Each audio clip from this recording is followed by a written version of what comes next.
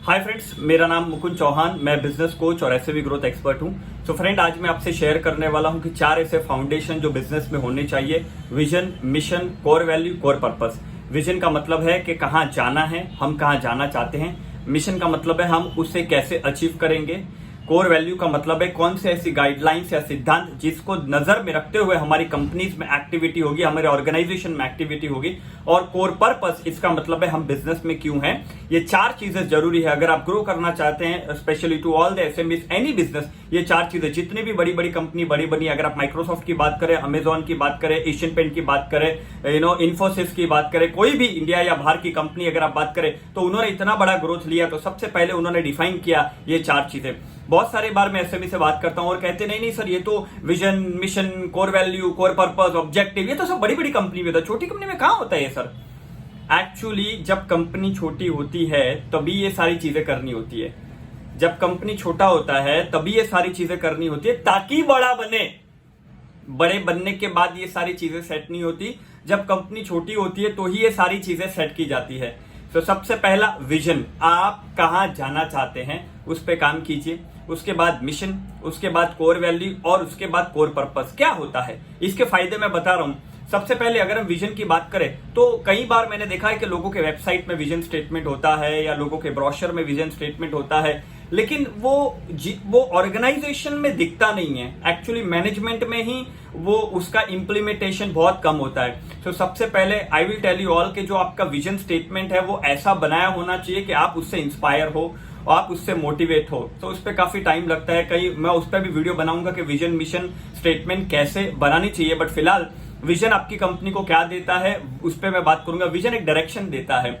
Vision आपको और आपकी कंपनी को एक डायरेक्शन देता है। विजन पावर देता है, रिस्क टेकिंग देता है, करेज देता है कि आपको क्या अचीव करना है। विजन क्लैरिटी देता है। सपोज आप मैन्युफैक्चरर और आपका विजन है मैन्युफैक्चरर में लीड करना और आपको कोई दूसरा अपॉर्चुनिटी आ रहा है तो I am sure you will not take it, क्योंकि आपको आपका विजन है मैन्युफैक्चरिंग में आगे जाना। तो आपको क्लियर कट डायरेक्शन मिलता है कि क्या चीजें करनी है, क्या चीजें नहीं करनी है। मिशन जब कहते हैं, जब एक व्यक्ति कुछ सोचता है तो वो गोल होता है, जब बहुत सारे लोग आके मिलकर कुछ सोचते हैं तो वो बन जाता है मिशन। जब आप और आपकी टीम सारे लोग मिलके एक सिंगल मिशन पे काम करेंगे, ये आपको अचीव करना है my dear friend, then it will become very easy.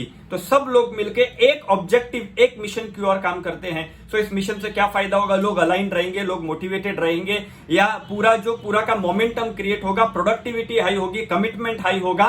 ये मिशन का फायदा है। उसके बाद कोर वैल्यू, जैसे कहा जाता है सिद्धांत, आपकी कंपनी के सिद्धांत नक्की करें तो उसके अगेंस्ट कोई नहीं जाएगा, सब लोग उस सिद्धांतों पे चलेंगे। आज हम टाटा की बात करें तो टाटा एक बहुत जाना जाता है अपने वैल्यूज के लिए।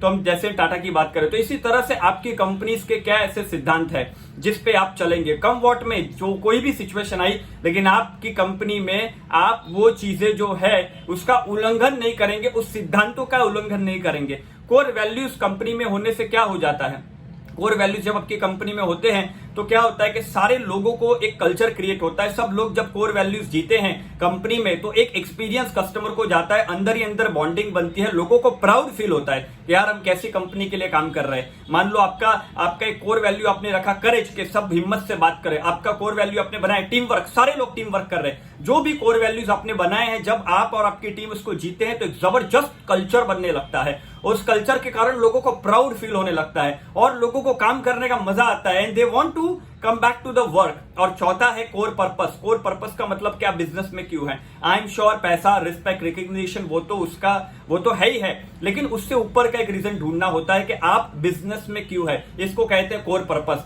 जो भी एंटरप्रेन्योर, जो भी धंधे वाला कोर पर्पस को ढूंढता है वो अलाइन रहता है, वो मकसद के साथ अलाइन रहता है। ये आपकी कंपनी का मकसद है कि आपकी कंपनी क्यों इस दुनिया में है, आपकी कंपनी की मतलब क्यों आप इस बिजनेस में है। ये बहुत बड़ी चीज है जानना समझना, इसके लिए आपको टाइम निकालना पड़ेगा। और ये होता है आपका कोर पर्पस, ये होता है आपकी कंपनी का होने का मकसद। अगर इसको आप आइडेंटिफाई कर लेते हैं और इस पे चलते हैं और ये टीम को कम्युनिकेट करते हैं, शेयर करते हैं कि हम बिजनेस में इसके लिए है, कहा जाता है ये आपकी रिस्पेक्ट और पैसों से बढ़ के होना चाहिए। रिस्पेक्ट है, मान है, सम्मान है, पैसा है, प्रॉफिट है, ये तो है ही है, लेकिन इसके ऊपर कोई कारण सोशल वेलफेयर के लिए होना चाहिए। सो आपके बिजनेस का एक ऐसा रीजन ढूंढे कि आप बिजनेस में क्यों है, why you are in the business. और इस चीज को जब हम कम्युनिकेट कम्युनिकेट करते हैं, उस चीज को जीने का शुरू करते हैं, उस चीज को जब हम लोग कम्युनिकेट करते हैं तो एक बहुत सारा मोमेंटम क्रिएट होता है और लोगों को प्राउड फील होता है कि हम एक ऐसी कंपनी के साथ काम कर रहे हैं जिसके पास एक मकसद है। तो ये 4 चीजें, vision, mission, core value, core purpose,